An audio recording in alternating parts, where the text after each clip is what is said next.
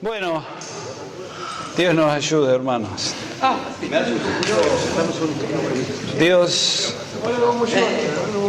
Dios nos ayude, porque todos queremos ser transformados a la imagen de Cristo.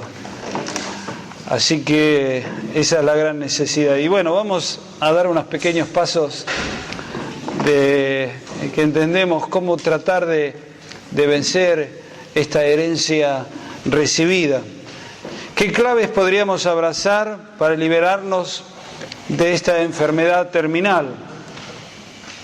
Cada vez que Jesús apuntó hacia la grandeza, Él resaltó la humildad, ¿no? Cuando Jesús habla de aquel que quería ser grande, tenía que ser humilde, y aún mismo Dios también habla que aquel que quiere crecer en la relación con Dios tiene que ser humilde. Vamos a leer Mateo 18 del 1 al 4 y les dejo a ustedes los que anotan Lucas 10, 21.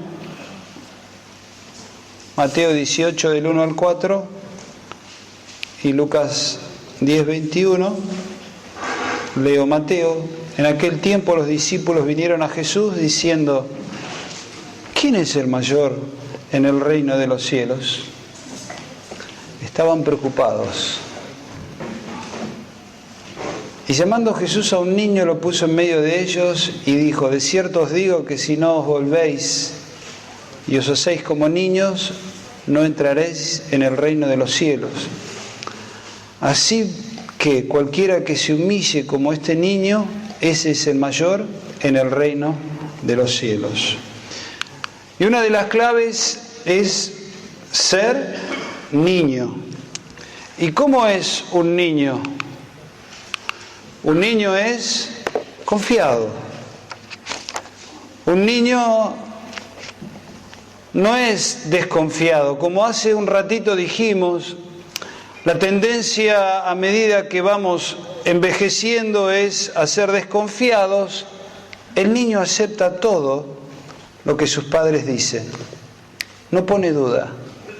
Si un padre le dice a un niño: a la tarde cuando vengo te traigo un alfajor, Jorgito, el niño va a esperar el alfajor Jorgito, ¿no?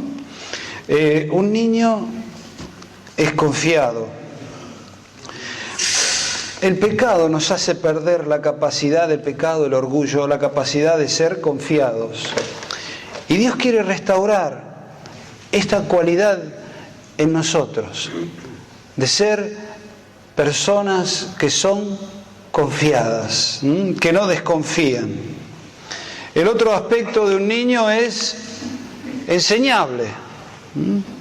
Un niño siempre tiene apetito por aprender y tiene una gran capacidad de asimilar lo aprendido.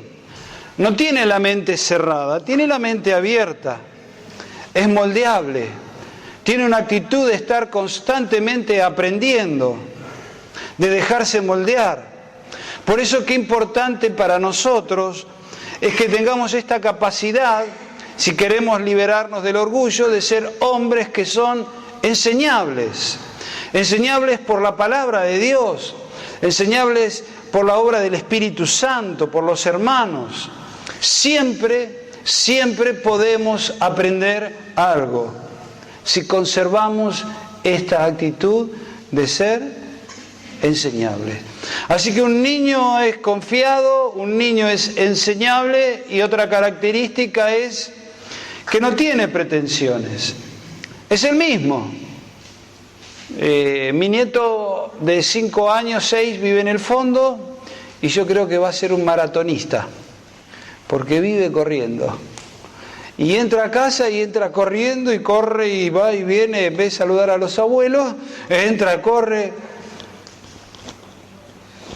Che, tenés que saludar. Ah, ven, saluda. Pero él es niño, no tiene que ocultar nada, ¿no? No se pone una máscara.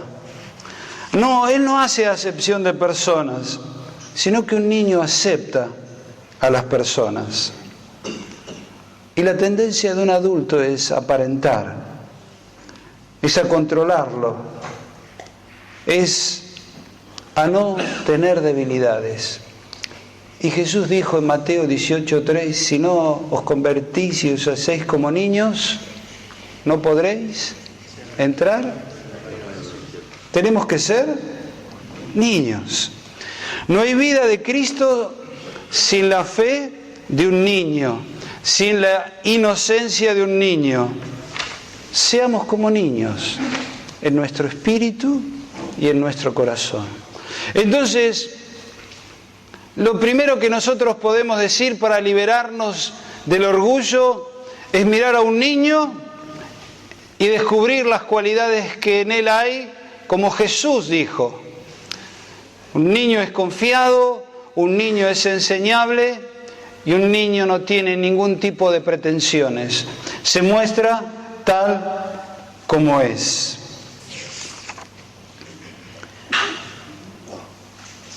Alguien dijo, no hay entrada a la eternidad sin la fe de un niño. Interesante, ¿no? Alguien dijo, no hay entrada a la eternidad sin la fe de un niño. Un niño acepta a las personas por lo que son y no por lo que podría obtener de ellas. Entonces, Jesús destaca esta cualidad, ser como niños. Lo segundo es tener la actitud de siervo.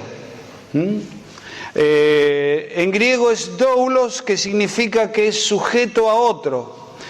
Se ofrece a sí mismo de una manera voluntaria, de buena gana, en obediencia, en devoción a otra persona y se subordina su voluntad a ella.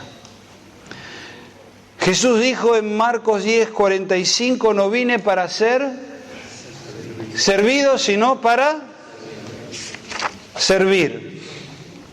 Y esta tiene que ser nuestra actitud. La actitud de un siervo es servir, es buscar el bien de otros, no es egoísta, se encuentra siempre pensando en el interés de los demás, cómo poder servir a otros.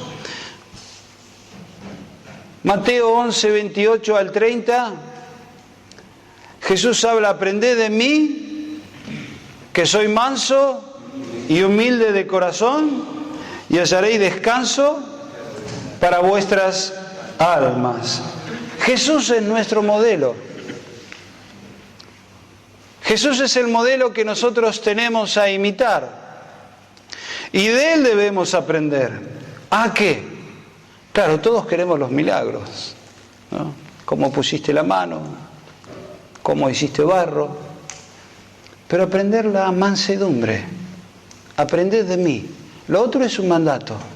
Y Él nos dice, un mandato porque tenemos que ir en el nombre de Jesús a predicar, a sanar, a echar fuera demonios, pero aquí está diciendo, aprendan de mí a ser mansos y humildes de corazón. Es la humildad lo que nosotros tenemos que aprender de Cristo. Y el humilde no se ofende con facilidad ni se enoja fácilmente. Un siervo no se enoja por más que no sea reconocido, por más que no reciba aplausos. No busca el reconocimiento de otros. Un siervo no es independiente. No tiene esa actitud. No se maneja solo. Un siervo es dependiente. Un siervo no reclama sus derechos. Un siervo tiene una actitud, como en la placa está, de servir, de buscar el bien de otros, de estar unido al cuerpo, de no buscar el reconocimiento. Segunda Timoteo 2, 9 y 10, lo enuncio. Dice Pablo, todo lo soporto por amor a los escogidos de Dios. Todo. Pablo, soportás todo por amor a los que Dios ha escogido. Y esta es la actitud de un siervo. Es soportar,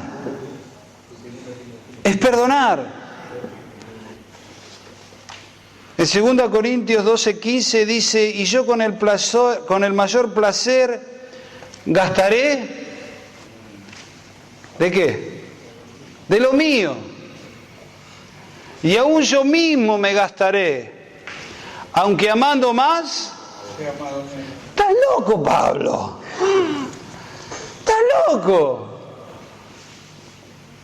Que vos te vas a gastar lo tuyo. Y aún tu propia vida, por amor a los otros, aún cuando no te amen, es la actitud de un siervo. El siervo está para servir. El siervo está para dar. El siervo está para extender la mano. El siervo está para compartir, para llorar.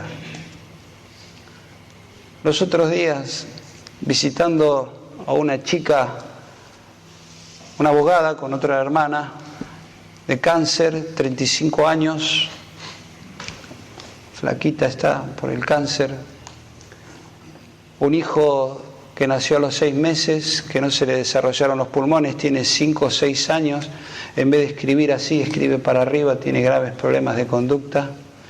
El hijo menor tiene esta enfermedad de la harina que siempre me olvido, ¿cómo es que es celíaco, pero en un grado avanzado?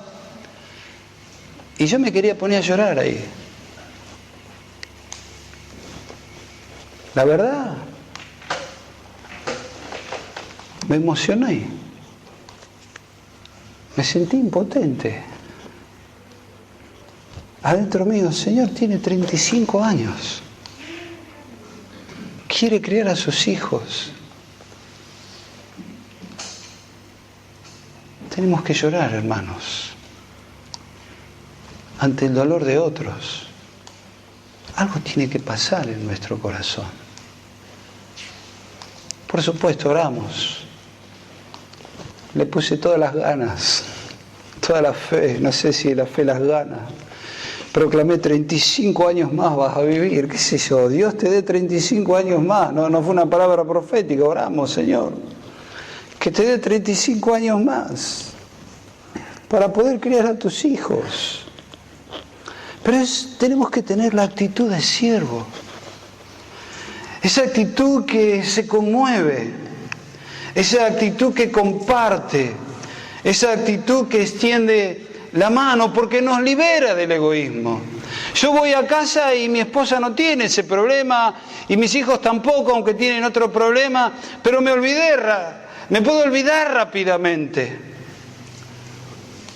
Pero un siervo está para llorar también, para recordar, para compartir, para extender la mano.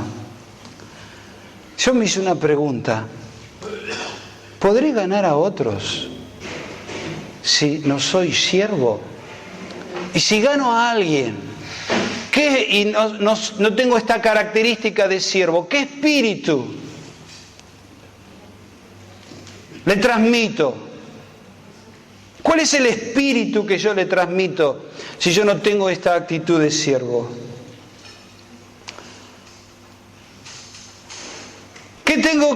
¿Qué reputación voy a defender si soy un siervo? El siervo no compite. El siervo busca que otros se fortalezcan. Que este hombre crezca y que otros menguemos. Busca que otros avancen, crezcan, porque hay un gozo. Y esa fue la actitud de Juan el Bautista. Es mejor que yo mengüe y que Él crezca. Tenemos que tener esta oración, hermanos, por otros. Por otros que vemos que hay una gracia, una capacidad. Y tenemos que dar lugar, porque es la actitud del siervo, para que otro pueda crecer. Colosenses 3, 22 al 24. A ver qué dice. Colosenses 3. ¿Están ahí o se durmieron? ¿Están aún ahí? El que está dormido diga amén. No dijo nadie amén. Siervos, obedeced en todo a vuestros amos terrenales, no sirviendo al ojo como los que quieren agradar a los hombres, sino con corazón sincero, temiendo a Dios. Y todo lo que hagáis, hacedlo de corazón, como para el Señor y no para los hombres, sabiendo que del Señor recibiremos la recompensa de la herencia, porque a Cristo el Señor servimos. Entonces, con esta actitud de siervo, no solamente servimos a las personas, a los hermanos, a la gente, sino que la realidad es que estamos sirviendo a Dios. Y de Él vamos a obtener nuestra recompensa. Isaías 57, lo leo, no lo busquen. Verso 15. Dice, porque así dijo el alto y sublime, el que habita la eternidad y cuyo nombre es santo. Yo habito en la altura y la santidad y con el quebrantado y humilde de espíritu, para hacer vivir el espíritu de los humildes y para vivificar el corazón de los quebrantados. ¿Dónde vive Dios? Dios vive en lo alto y lo sublime. ¿Quién puede llegar ahí? Vení. Arrodíllate.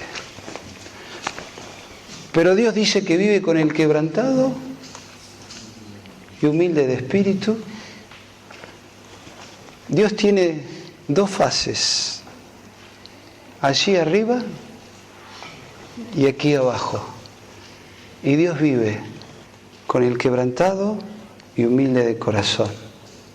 Dios no resiste cuando alguien vive quebrantado y humillado. Amén.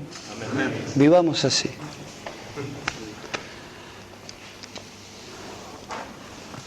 Un siervo y un niño tienen una misma cualidad. ¿Y cuál es? La humildad. Son humildes. Humildes es su característica. ¿Qué otra cualidad? Una mente renovada. Nuestra mente tiene que ser renovada. Esta mente carnal tiene que ir retrocediendo y tenemos que tener una mente espiritual, renovada. Porque esta mente natural es el centro de mis problemas, es el centro de las dificultades. Por eso necesito esta mente renovada por la obra del Espíritu. Romanos 12:2 dice que debemos ser renovados en el espíritu de nuestra mente. Una mente renovada. ¿Por qué necesito esta mente renovada? Porque nos vuelve al principio. Nos vuelve a Génesis 1 y 2, a esa relación, a esa comunión con Dios, a esa vivencia espiritual con el Padre. Nos lleva a ese lugar y provoca que todo nuestro ser desee ser transformado y cumpla con el propósito eterno de Dios. Tenemos que tener una mente renovada. Hebreos 4, 12 y 13, así habla que la palabra de Dios, ¿cómo es? Es viva y eficaz. Porque la palabra de Dios es viva y eficaz y más cortante que toda espada de dos filos. La agarrá la espada y más cortante que toda espada de dos filos. Y penetra hasta, parte el alma, las emociones, los sentimientos. ¿Y qué más parte? El espíritu, las coyunturas, los tuétanos. Y discierne los pensamientos y las intenciones del corazón. Y no hay cosa creada que no sea manifiesta en su presencia. Es la palabra lo que produce vida en nosotros. Es la palabra que penetra tocando nuestra voluntad. Es la palabra que penetra transformando nuestros pensamientos. Es la palabra que transforma nuestras emociones, no nos hace rencorosos, sino provoca que perdonemos. No nos hace insensibles, sino somos sensibles. Es la palabra que provoca esta transformación en nuestro espíritu, en nuestro interior, en nuestra conciencia. Necesitamos una mente renovada, una mente que cambia esta antigua naturaleza adámica y orgullosa por esta mente transformada que nos asemeja a Cristo. Juan 6:63 dice: las palabras que yo les he hablado son espíritu y son vida. Y eso es lo que es la palabra, es espíritu y es vida. Entonces produce una manera de pensar. Y esa manera de pensar provoca una vida nueva. La manera de pensar afecta no solamente nuestra vida terrenal, sino también va a afectar la eternidad. Si nosotros seguimos enquistados con una mente natural, atada a este mundo, va a afectar nuestra eternidad. Pero si la palabra de Dios provoca una transformación en nuestra mente, en nuestro corazón, hay un cambio de vida aquí, hay una transformación, nos acercamos a la imagen de Cristo. Entonces ese cambio de vida, esa imagen de Cristo va a provocar este cambio aquí en esta vida, pero va a afectar nuestra eternidad. Vamos a llegar a la eternidad siendo semejantes a Cristo, y no solamente como un enunciado, sino como una vivencia real en cada uno de nosotros. Una mente renovada por la palabra de Dios, una mente renovada por la memorización de las Sagradas Escrituras, una mente renovada que proclama la palabra de Dios, la proclamamos con fe. Una mente renovada a través del estudio de la Escritura. Una mente renovada que cree lo que lee y lo vive. Necesitamos una mente renovada. Amén. Necesitamos, para liberarnos del orgullo, ser como niños. Tenemos que ser confiables, como un niño. Tenemos que tener la capacidad de que siempre estemos aprendiendo. No tenemos que tener pretensiones. Tenemos que tener la actitud de un siervo. Dios nos llamó a servir.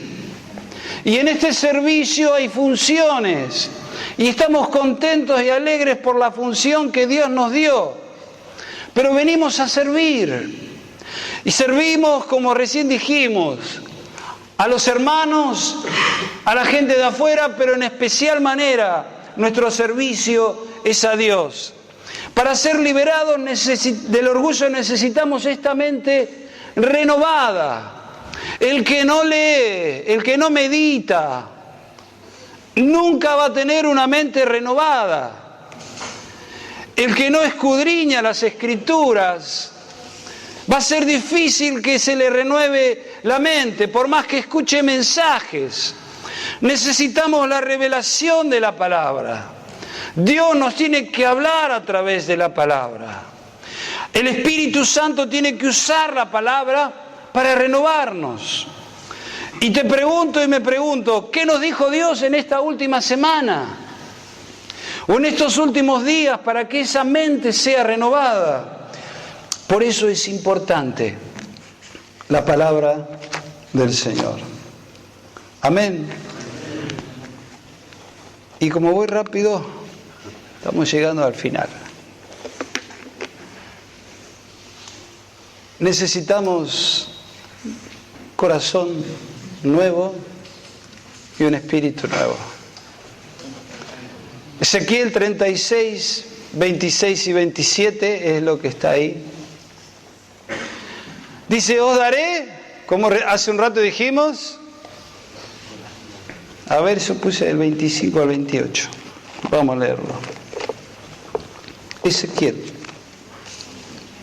Esparciré sobre vosotros agua limpia, y seréis limpiados de todas vuestras inmundicias, y de todos vuestros ídolos os limpiaré. Y os daré un corazón nuevo, y pondré un espíritu nuevo dentro de vosotros. Y quitaré de vuestra carne el corazón de piedra, y os daré un corazón de carne. Y pondré mi espíritu, y pondré dentro de vosotros mi espíritu. Y haré que andéis en mis estatutos, guardéis mis preceptos, y los pongáis por obra. El contexto de lo que aquí está el profeta recibiendo de Dios es un contexto triste. Israel se aparta hacia los ídolos y Dios dice, no lo hago por ustedes, lo voy a hacer por mí, para que mi nombre no sea blasfemado entre las naciones. Y Él dice que les voy a dar un corazón nuevo y un espíritu nuevo, mi espíritu en ustedes, y que va a quitar el corazón de piedra. Ese corazón de piedra que es orgulloso, que es rebelde, que es insensible, que es egoísta, que es duro. Ese espíritu viejo que hemos hecho referencia hace un ratito, ese pecado que opera en nuestra vida, ese viejo hombre, ese Adán, que se deja dominar por las emociones y el alma. Necesitamos ese corazón de carne, ese corazón que se asemeja al del Padre, ese corazón nuevo, ese cambio en nuestro corazón para recibir este nuevo corazón que viene de parte de Dios. ¿Dónde nace ese corazón? Ese corazón nace en la cruz, donde allí nosotros en la cruz morimos a nuestra vida.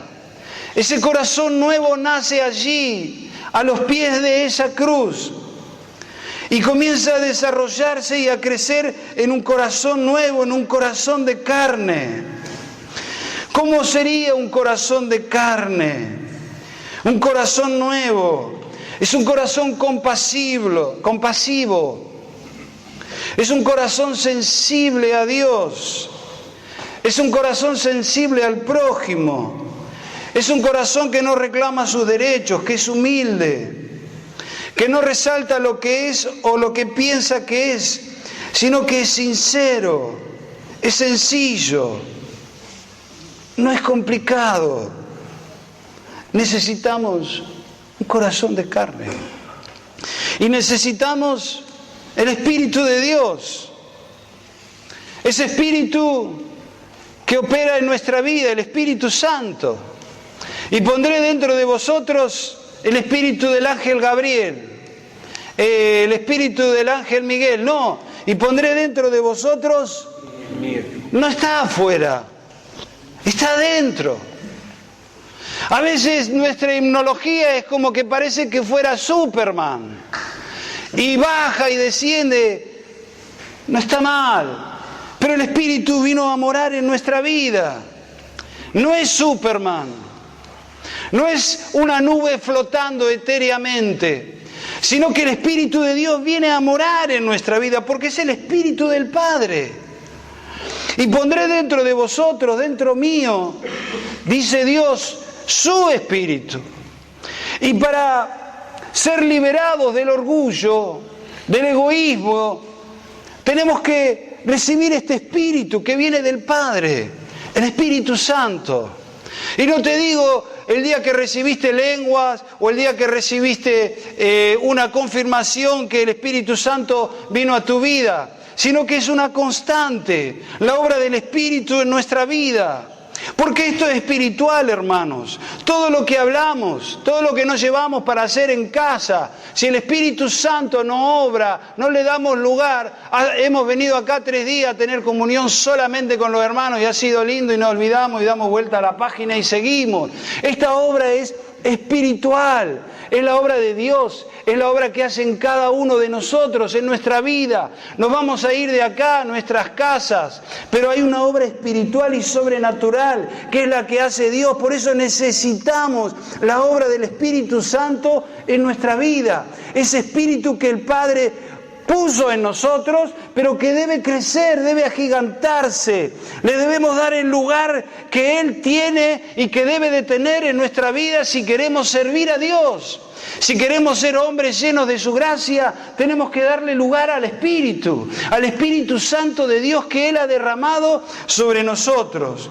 Entonces lo necesitamos. Podemos saber todo, pero si no hay obra espiritual, son conceptos, es religión sin vida. Pero queremos que esta vida, esta palabra que hemos recibido, no solamente hoy, la que entendemos, las que creemos que debemos ser transformados a la imagen de Cristo. Esta obra es espiritual y nosotros tenemos que ser sensibles para que Dios complete su obra. Te pregunto y me pregunto, ¿a quién amas más en esta vida? ¿A quién quieres honrar más en esta vida? A Dios. Él me sacó del pozo, Él me sacó de la angustia, Él me dio vida, me trajo por estos 40 años y los que tú te has convertido, y Él ha sido más que fiel. ¿Y cómo no voy a querer amar y servir a Dios? Si Él me dio todo, si llegué aquí por Él, no por mí. Y así tiene que pasar en nuestra vida. El aspecto principal en nosotros es agradar a Dios y ser sensibles a la voz del Espíritu. Ser sensibles al Espíritu que Dios puso en nosotros, al caminar en el Espíritu. Cuando detecto que estoy en la carne, algo tiene que pasar en mi interior. La otra vez preguntaba, ¿qué es más fácil? ¿Andar en la carne o andar en el Espíritu? ¿Qué es más fácil? Para nosotros, andar en el Espíritu. Ser sensibles al Espíritu, claro, no es, es sencillo. El Espíritu mora en nuestra vida. Y nuestro tema principal nuestro aspecto principal es agradar a Dios. Es honrarlo, es servirlo, es serle fiel. Y cada acción, cada hecho, tiene que estar direccionado hacia ese lado. No es algo etéreo, no es algo que nosotros no podemos vivenciar, sino que tenemos que vivenciarlo. Es media larga la pregunta. ¿Cómo puedo ser sensible para cuando yo... Engañoso es el corazón del hombre. ¿Explicas eso? ¿Cómo lo aplico en nuestra vida? ¿Cómo lo explicas? ¿Cómo lo explico? Habitando Cristo en nosotros. Claro. El corazón es engañoso. Porque Cristo está creciendo en nuestra vida. Y la gran importancia es esta sensibilidad que nosotros queremos alcanzar y lograr. La vida cristiana no es ayer hablábamos con un hermano, no hay una oración mágica que me transforme. Yo estoy en un proceso de cambio, en un proceso de transformación. Cuando leemos las cartas apostólicas, en la gran mayoría hay corrección. Y estamos hablando de la iglesia primitiva, de la iglesia primera, que tenía estos problemas. Pero tenían un objetivo a alcanzar, como nosotros. Vos y yo aún nos falta para ser maduros, para ser perfectos, pero eso es nuestro anhelo. Entonces yo descubro cuando hay una actitud carnal en mi interior, cuando hay un pensamiento carnal, cuando contesto mal, cuando actúo egoístamente. Eso no es vivir en el Espíritu. Vivir en el Espíritu, cuando alguien te contesta mal, vos no contestás mal, estás en el Espíritu. Cuando surge una situación de tensión, vos no reaccionás con tensión. Lógico, hay alguien que necesita una palabra y vos por ahí le das una palabra y es de Dios. Esto es andar en el Espíritu. No es nada raro, no tiene que ser nada raro. Dios no lo hizo raro. Nosotros por ahí lo confundimos. Porque venimos a las reuniones y decimos quiero ser lleno del Espíritu. Y es verdad, está bien. Pero el Espíritu mora en nuestra vida. Alguien dijo, me voy a tal congregación a cargar las pilas. No, hermano, encerrate, como alguien dijo, en tu habitación y cargá las pilas con quien tiene el cargador de pilas. No en ese lugar, que está bien, que Dios se manifiesta, no hay duda.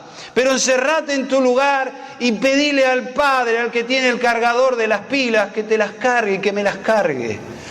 Entonces, no tiene que ser complicado, no tiene que ser difícil, porque si Dios nos deja algo difícil,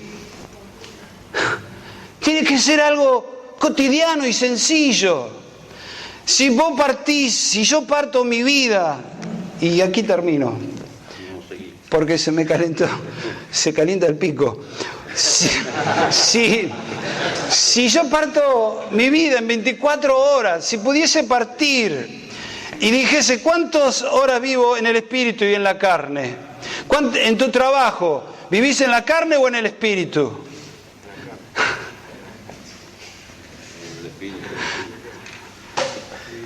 Tenemos que vivir en el espíritu.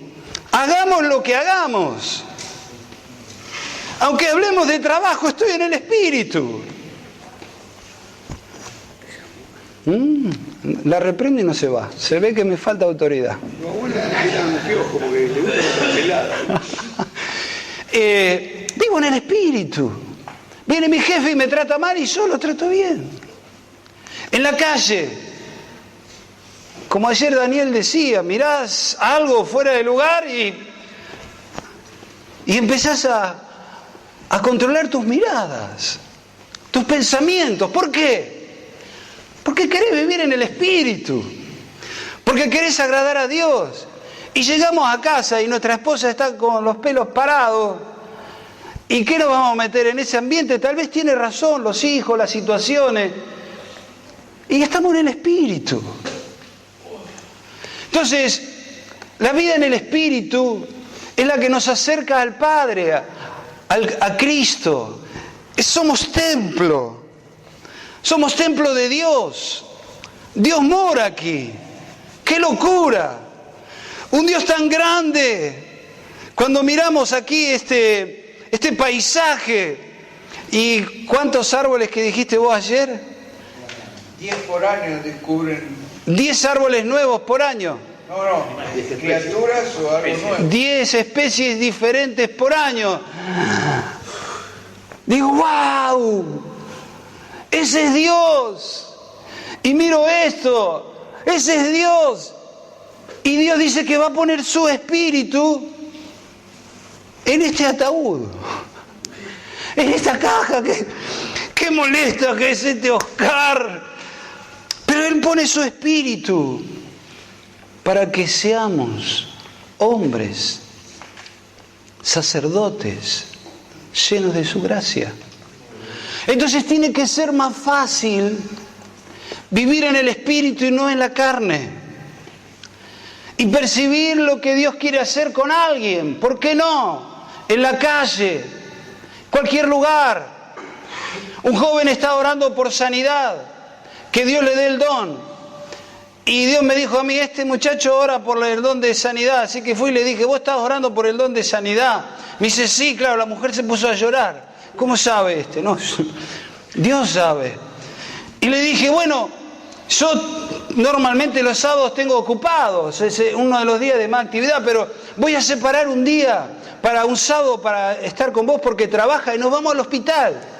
Y vos vas a orar. Yo te acompaño. Vos vas a orar. Y ahí estaba el joven. No me animo. Vamos a la plaza, le digo. El Espíritu mora en nuestra vida. Viene a vivir. Y Él va a manifestarse. Entonces somos sensibles a la voz de Dios cuando hay que orar por alguien, cuando hay que ministrar, cuando hay que poner las manos, cuando hay que echar fuera demonios. Tenemos que hacerlo con fe. Porque es más grande el que mora aquí que el que está allí. Entonces, hermanos, para ser libres del orgullo, y aquí cierro y quisiera que oremos unos minutos, necesitamos ser niños. Amén. Necesitamos ser niños, necesitamos ser siervos, necesitamos una mente renovada y necesitamos este corazón nuevo, este corazón de carne, y necesitamos la obra del Espíritu Santo en nuestra vida, cada día, en cada momento y en cada circunstancia. Amén. El Espíritu de Dios lo ha derramado y todos somos testigos. Todos somos testigos de la obra del Espíritu en nuestra vida, pero no tiene que quedarse estancado. Le pido a mi Señor y a mi Dios, quiero morir en el mayor fuego y pasión de mi vida. Y a veces me ocurre que no quiero orar, no quiero leer, pero ahí lo agarro al Oscar y vamos a leer y vamos a orar, y a veces es un trabajo y otras veces sale como un tubo, pero no le voy a dar descanso a este ataúd, porque lo que comenzó mal va a terminar en gloria, y esa tiene que ser nuestra oración. Queremos terminar en gloria, queremos terminar llenos del fuego del Espíritu, queremos terminar esta vida con una relación íntima y franca con el Padre. No queremos terminar chatos, queremos terminar llenos de la gracia de Dios. Amén.